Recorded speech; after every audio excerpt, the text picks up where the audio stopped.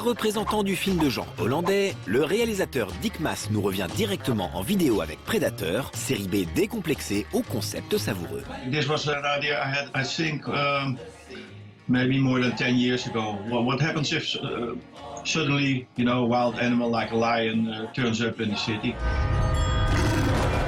Un lion affamé dont on ne saura rien si ce n'est qu'il est aussi vicieux qu'insatiable.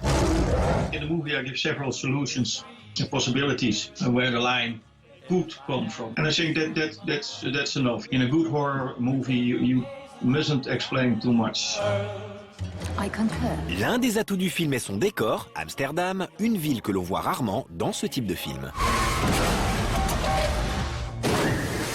30 years ago I did a movie called Amsterdam and I was shooting a boat chase through the canals. It was much easier in those days, in the 80s. You got permissions much more easily than it is nowadays. Nowadays it's become very hard. The city got busier, you know, we have a lot of tourists here. There are a lot of movies being shot in Amsterdam, so people get sometimes fed up with it. And there's a tendency, you know, to have nowadays more rules than it used to be.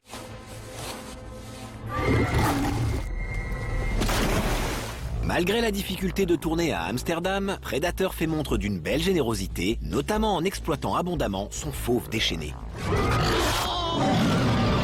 At first I thought, well, we take a lion, we block the street and we let the lion run. But a male lion is very lazy. He walks from left to right or runs one time and then he wants to rest. So it became very soon it became clear that we had to solve it in another way. Ces autres moyens, ce sont notamment les effets spéciaux numériques. I asked the guy who did Life of Pi, the digital tiger in it, the one who made it was a Dutchman. We asked him, well, what would it cost, you know, for a sequence like that in my movie? It would cost more than $1 million. And yeah, we only had 3 million, so we never could do it on that scale. So eventually we had a digital team for, it was I think around 10 people who were working on the line. I think they did very well, you know, for the limited resources they had. Mais Prédateur nous gratifie également de quelques sympathiques effets spéciaux physiques.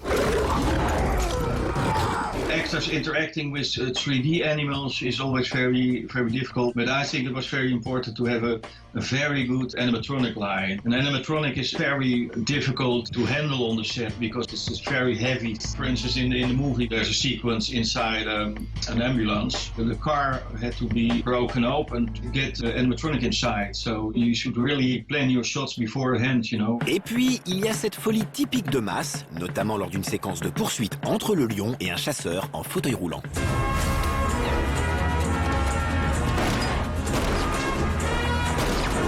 Well, that was one of the more difficult scenes also, yeah. A wheelchair like that, they really exist, you know. But the problem was those motorized wheelchairs, they don't go that fast. So we had to try to speed the wheelchair to make it faster, and that was difficult. We put the wheelchair on the rails in the woods, in the park. We had several ways to try to get more speed out of the wheelchair. Enfin, même si c'est sa générosité et son ton potache qui nous ont séduits, il faut saluer les velléités de mise en scène du film, et en particulier le goût de Dick Maas pour les mouvements de caméra.